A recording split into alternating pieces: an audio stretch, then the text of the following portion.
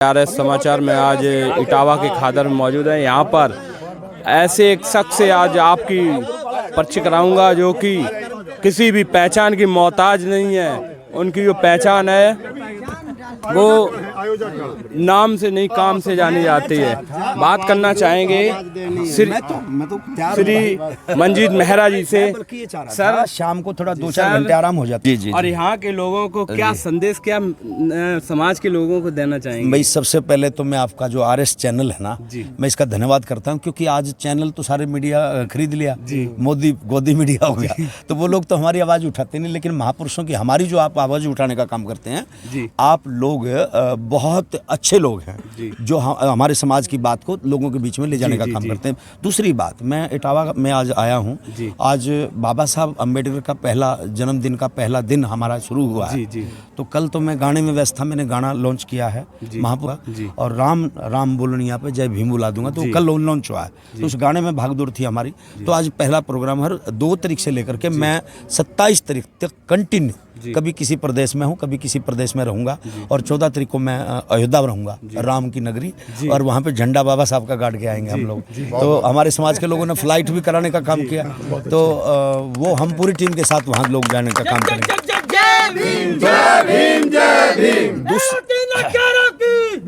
दूसरी बात मैं एक बहुत गहरी बात आपको बताने जा रहा हूँ इटावा के लोगों को। बाबा साहब अम्बेडकर ने हमें 3 मंत्र दिए, 3 मंत्र सिस्टमेटिक ढंग से दिए। पहला मंत्र शिक्षित बनो, दूसरा संगठित हो जाओ, और तीसरा संघर्ष करो। लेकिन हमारे लड़के आजकल के क्या करते हैं, शिक्षित नहीं बनते।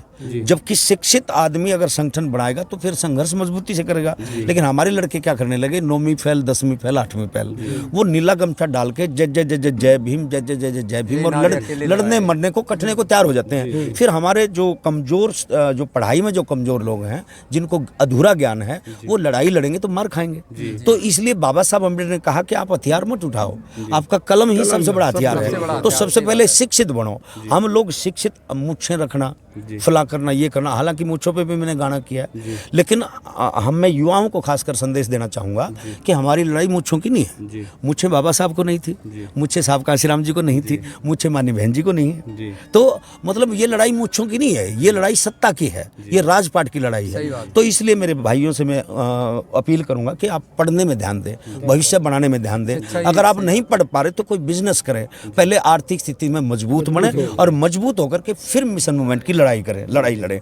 और जब समाज पे कोई आपत्ति आती है, फिर उसमें मजबूती और कमजोरी नहीं देखी जाती, फिर उसमें एकजुट रोड पे आओ, उसमें लड़ाई मिल करके लड़ो, कंधे से कंधा मिला करके लड़ो। तो इसलिए मैं चाहूँगा कि पहले शिक्षित बने, अपने आप को मजबूत करें, और मजबूती के साथ फिर इकट्ठे हों और फिर संघर्ष करें। दूसरी बात, आज एक बड़ा नाजुक दौर है। हम लोग जन्मदिन के चक्कर में ये ना भूल जाएं कि हमारे साथ क्या होने वाला है। आने वाला 2024 जो है, 2024 में जो सत्ता पक्ष के लोग हैं, शाम दाम दंड भेद, वो कोई भी फार्मूला अपना करके दोबारा सत्ता प्राप्ति करेंगे। और इस देश में आरएसएस का गठन 1925 में हुआ था। इस देश में 1925 में स्वर्ण जयंती मनाना चाहेंगे, 2025 में ये संविधान को चेंज करना चाहेंगे।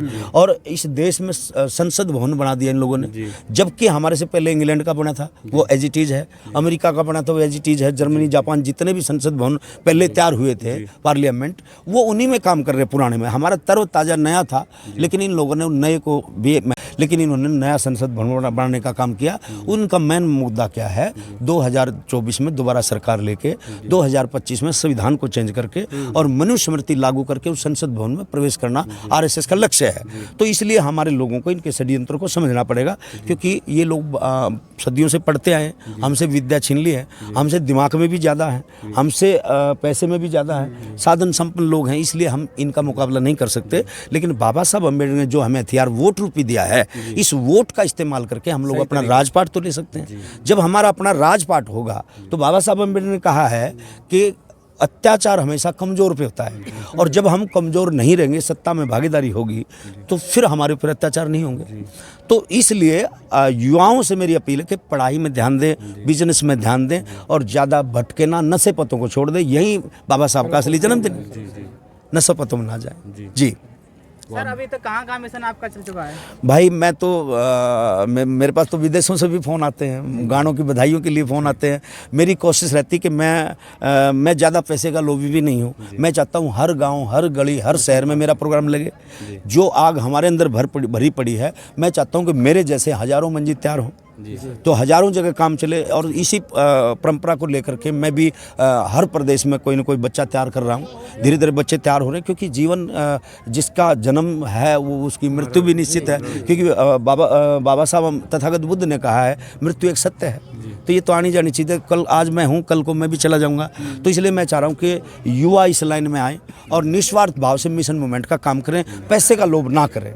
सर ताकि दो लाइनें गुनगुनाकर सुना दीजिए जो बहुजन समाज को आप जागरूक कर रहे हैं। अच्छा, अरे महापुरुषों का मिशन यो घर घर में पहुंचा दूंगा, महापुरुषों का मिशन यो घर घर में पहुंचा दूंगा।